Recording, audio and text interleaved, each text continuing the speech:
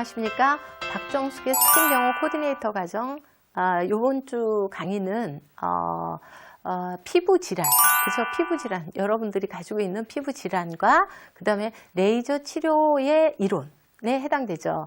그래서 이 레이저라든지 이런 거는 모든 걸 의사가 진행을 하는 겁니다. 그러니까 스킨병원 코디네이터가 뭐 기계를 조작한다거나 이런 거는 하지 않습니다. 그런데 우리가 그 이론을 알아야지 원장님을 도와주고 그 다음에 피부에 대한 전반적인 여러 가지 피부 트러블이라든지 이런 게 발생됐을 때 뭐를 해줘요? 상담을 해줄 수 있고 조력을 해줄 수 있는 관계가 되는 거죠.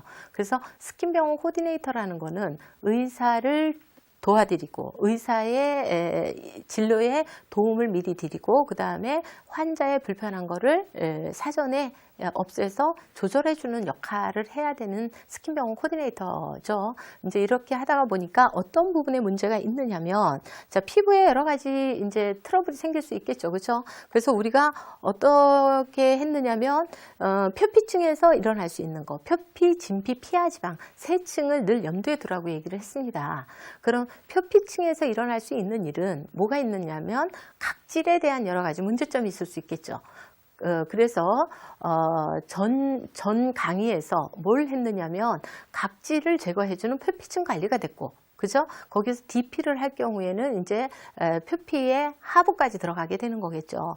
자, 그럼 표피에서 발생될 수 있는 부분은 뭐가 들어가느냐면 각질과 그 다음에 색소가 되는 거예요. 그러면 요번에 레이저라는 거는, 그럼 우리가 피부에 나타나는 건 아까 검버섯이나 그 다음에 색소 침착이나 이런 것이 다 표피성 질환에 해당되겠죠. 그러면 이 색소에 맞는 레이저를 선택을 해줘야 되는 것이 이제 스킨병원 코디네이터가 상담을 할 때 그 파장대를 설명을 할 줄 알아야 된다라는 거죠. 그 다음에 이제 두 번째 문제점이 생기는 부분이 뭐가 있느냐면 진피에서 일어날 수 있는 부분이 뭘까? 우리가 색깔을 맑게 해주고 모세혈관 확장이라든지 이런 부분을 해결을 해놓고 나면은 이제 뭐를 해야 되느냐면 진피에서 일어날 수 있는 거, 그게 하나의 결체 조직이라고 얘기했어요. 피부가 튼튼하고 피부가 수분이 많고 그 다음에 탄력이 있고 이런 거는 다 진피에서 일어날 수 있는 부분이죠. 그래서 어떤 사람이 노화가 일어났다 이러면은 그 사람은 결국 뭐다? 노화성의 결체 조직에 문제가 있는 거죠. 진피.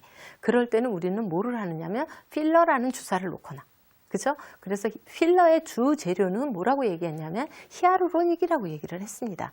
그런 파장대를 이해를 하고 그 다음에 이제 프락셀이라든지 이런 기계를 적용을 해야 되는 거죠. 그죠? 자, 그 다음에 또 이제 뭐가 있느냐면 진피예요. 이제 진피를 지나서 우리가 피하 지방까지 왔죠. 피하 지방에서는 아디포사이트라는 지방 세포가 증식할 것이냐 줄어들 것이냐 그 다음에 유지할 것이냐. 그 다음에 여기에 여러 가지 이제 요인이 있는데, 그러면 우리는 여기에서 각각 표피층에서 나타날 수 있는 색소라든지 각질이라든지 그 다음에 점이라든지 그 다음에 모세혈관 확장이라든지 그 다음에 또 뭐가 있어요? 모공의 크기라든지 이런 레이저의 파장대를 파악해서 어떻게 해줘요? 고객하고 상담을 해주죠. 그죠? 그래서 피부를 좋아지게 고객이 원하는 게 뭔가를 알고 어떻게 사전에 원장 선생님, 의사 선생님이 만나기 전에 우리가 고객 차트를 써서 원장 선생님한테 갖다 드리고 그 다음에 여러 가지 이제 사전에 예약을 해주거나 그 다음에 관리 프로그램을 짜주게 되면 원장 선생님의 관리 시간이 짧아지면서 여러 가지의 얘기를 다 파악을 할 수 있는 관계가 되는 거죠. 그래서 레이저라는 거는 하나의 뭐가 있느냐면 파장대를 가지고 이용을 해요. 그래서 덴마크의 물리학자가 이제 보호에서 물질의 양자화에 대한 이론으로 최초에 이제 정립이 되었고요.